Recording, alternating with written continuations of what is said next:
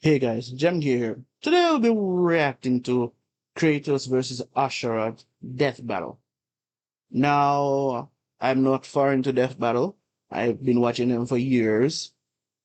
As you may notice, this video will be shorter because I decided to watch the explanation beforehand. So we'll just get the fight. In my opinion, if I had to choose who would win, hmm, interesting to say I put money on Asura over Kratos due to the fact that he dies, come back stronger, dies, come back stronger.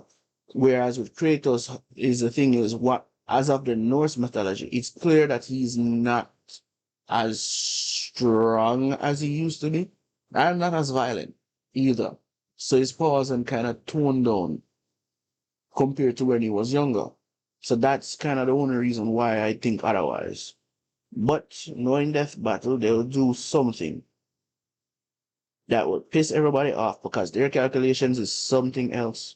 But without further ado, let's see what they do with this. And we've run the data through all possibilities. It's time for a dead battle!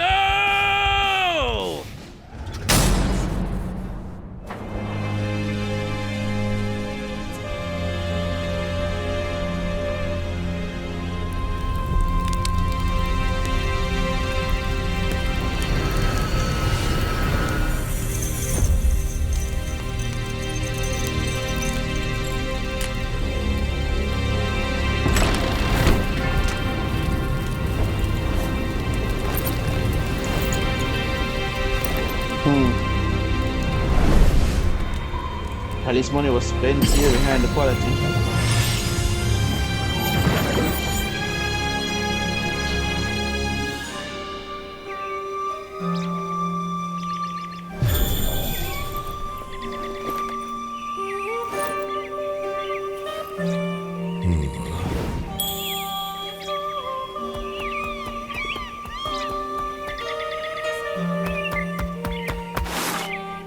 It's true then. The god of war is on Gaia. But not for long. You do not want this fight. And here. Run!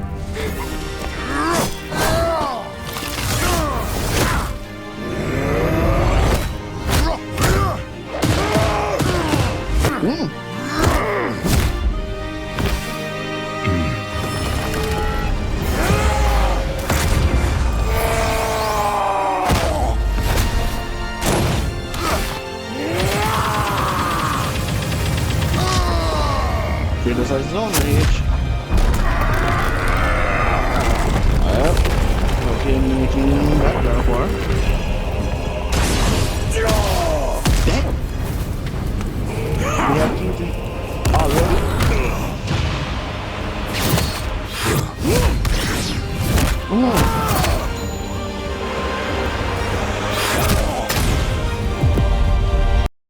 The other thing I also have to remember is with Ashura Wrath was the precursor to the whole Ultimate Ninja Storm franchise, so all I'm more seeing right now is a lot of Ultimate Ninja Storm. You let your wrath consume you.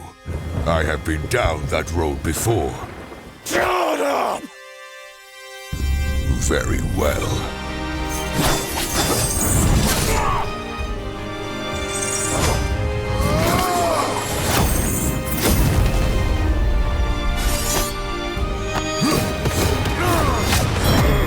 Why does this feel like it's more of a style fight more than a fight?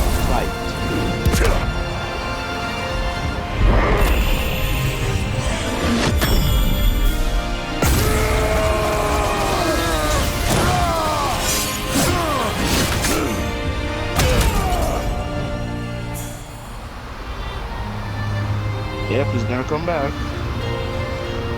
It's probably the music why it's more of a side fight.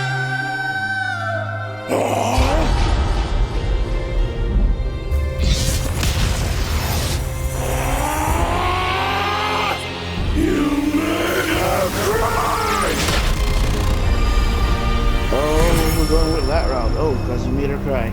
Interesting. Interesting. All right. Do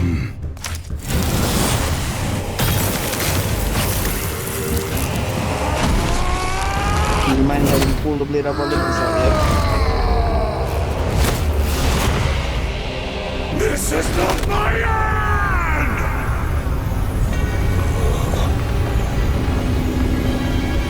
Yo, we just flying through other Asura's transformations like that.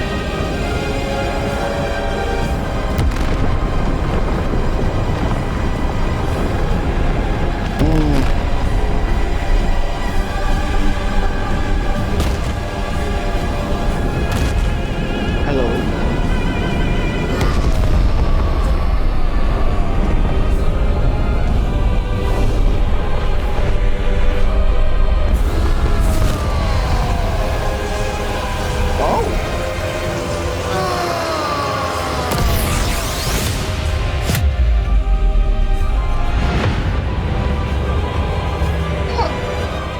Death has not earned me yet, Titan!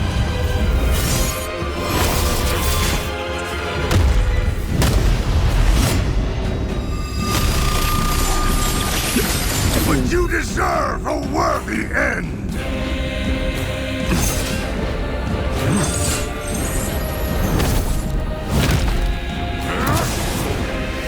I know where we're going with this. And it was good.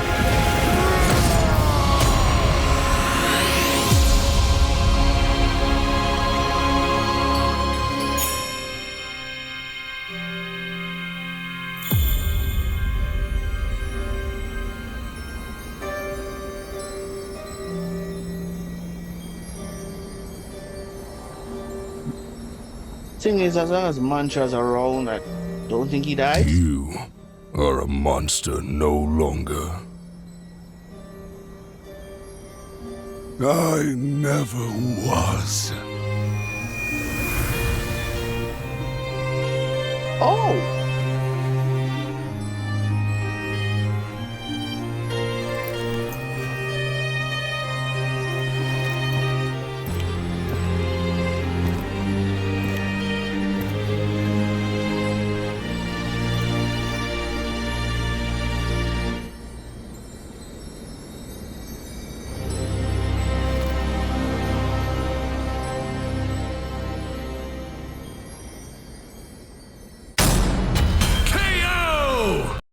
I was wrong?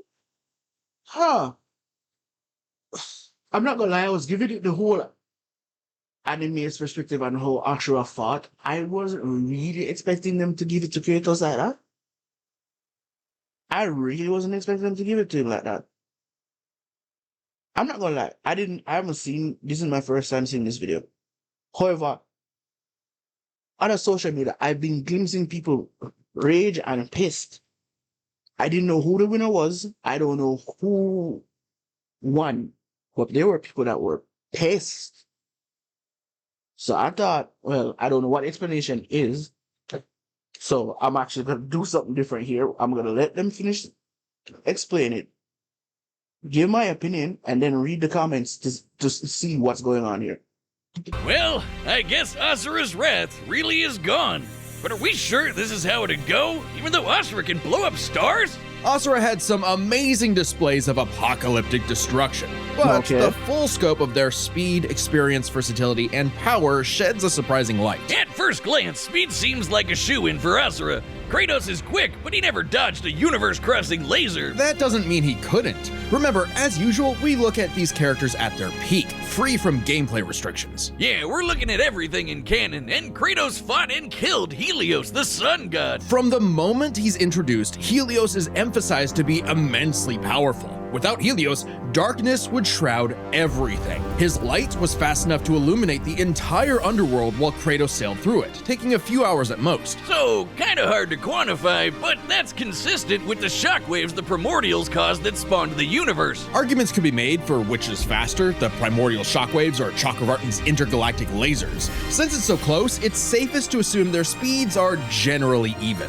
But what does Okay. speed matter if you don't know how to use it? let's cover experience. Asura lived across centuries, obviously a lot longer than Kratos. And while Kratos eventually learned to control his rage, Asura pretty much always had that control. So Asura easily takes experience. But when it comes to versatility, he couldn't match all the weapons and abilities Kratos had. Sure, Asura's quite skilled and a monster at martial arts, but his fighting style mostly relies on one thing. A whole lot of punching. Kratos' weapons, magic, runes, relics, and even his rage gave him far more options in combat, slowing down time, healing injuries, and most importantly, multiple weapons that could drain a variety of energies, like mantra. Yeah, when Asura loses all his mantra energy, that's it for him. So the Dropnir spears and the Blade of Olympus gave Kratos exactly what he needed: versatility, and multiple ways to finish this for good before Asura just comes crawling back out of the underworld. If he could. Asura's resurrections take years or whole centuries, days at best. But all this assumes Kratos could match Asura's crazy strength. All roads lead to power, which should go to Asura, right? Look at what he can do! If this came down to who made the bigger kaboom, he'd kick Kratos' ass in 2 seconds. But a closer examination of their feats reveals the truth. And his peak. Okay, hold on. In the manga, Asura's rage is so immense that he was able to survive without his core, outpace Deus' absorption method, regenerating immediately. Kratos' multiple sources of absorption can drain beings stronger than Asura, suggesting Asura would eventually succumb. Keeping his body parts separate is also a viable counter that will that continuity which Kratos should be capable of. Asura overpowered Chakravartin, annihilating that cosmic golden god. By measuring the dimensions of Chakravartin's body and scaling it up to match the size of this galaxy-eclipsing statue, we can determine its volume. Add in the density of gold, for good measure assuming the form is solid throughout, and its mass far exceeds not just our galaxy, but our entire observable universe. Destroying that big golden god would need energy on par with obliterating our universe 91,000 times. Extremely impressive and unfathomable. However, the same idea applies to Ragnarok shaking the roots of Yggdrasil. Ragnarok is obviously a bit of a different beast than Kratos, but what really matters is what Freyr did. Right, Freyr, a god comparable to Kratos, held back Ragnarok's power for a significant time. So Kratos should be capable of the same level of power, or even more. Using an official map and knowing the world tree's branches encompass all of existence, we can measure its size and volume. And we know this map is accurate because it shows these two realms conjoin, which we see in-game. Even if we assume the Tree of the Realms is only 1% solid, a significant lowball that Kratos should easily scale above, shaking such an incomprehensibly large structure would require enough force to destroy our universe's mass energy 9 million times over. That's almost 100 times greater than Chakravartin's destruction. And this isn't some one-off outlier. I mean, a realm-shattering supergiant doesn't sound too different from the other Titans and Olympians Kratos defeated. That's the thing, isn't it? It's easy to think that we never see Kratos do anything that matches Asura, but we do. Helios' speed matches Chakravartin, and Kratos outsped him. Atlas is strong enough to lift all of reality, and Kratos overpowered him. Kronos defeated the creator of the universe in a one-on-one fight, same as Asura, and Kratos killed Kronos. Add in the clear numerical comparison of Chakravartin, Ragnarok, and Yggdrasil, and Kratos takes the edge in power. But hey, Capcom, if you give us Asura's Wrath 2, we'll try this again. That'd be pretty awesome. As the sun rises, the god of wrath was Kratos. The winner is Kratos. But what if? Okay. So I see where this is going.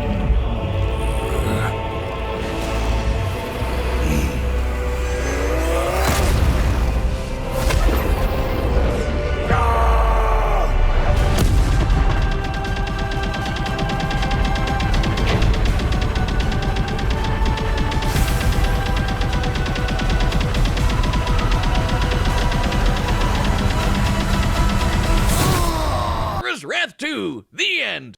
Next time on Death Battle.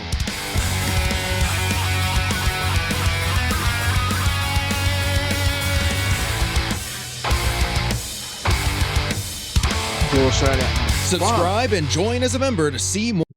All right. I'm gonna be honest. Death Battle have been trying to do this thing of recent where they're starting to give us alternatives endings. So nowadays, to me, it's beginning to feel like they don't really matter as much in terms of who'd actually win because they're automatically going to make an alternative ending to it. So that they give the main one a reason, but at the same time, I'm not sure. So, all right, that was the video. I thought, as I said earlier, I thought they would have given it to Asha. But there's one thing though I want to see. Hold on. Let me see if we can scroll down to the comment section. Hold up, fine. Fun fact, no matter who is comments will be angrier than both Kratos and Asura. Alright, let's dive into this one. I'm gonna be optimistic and say that. Just like Joker and Jordan aka most controversial of all time, the comments will be surprisingly tamed. Person 2, that's true. Not really. Okay, or to Kratos. Yeah, so far I don't really see where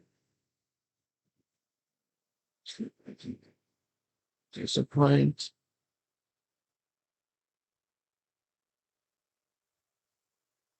Is it though? Because I'm not getting that vibes here. Not even as a separate Patreon lot video this time. What? When did that happen? They missed out on so much stuff. And it's close, but as your own, I should have won. And then this Envoy 1.5 replied, I agree, but I have no reverse mythology, just fanboys, and why don't you think their logic's up? Sure, a few issues I have with DB's Death Battle's logic here, assuming Helios is anything to scale, and power scaling. It really isn't that a lot. It's not no.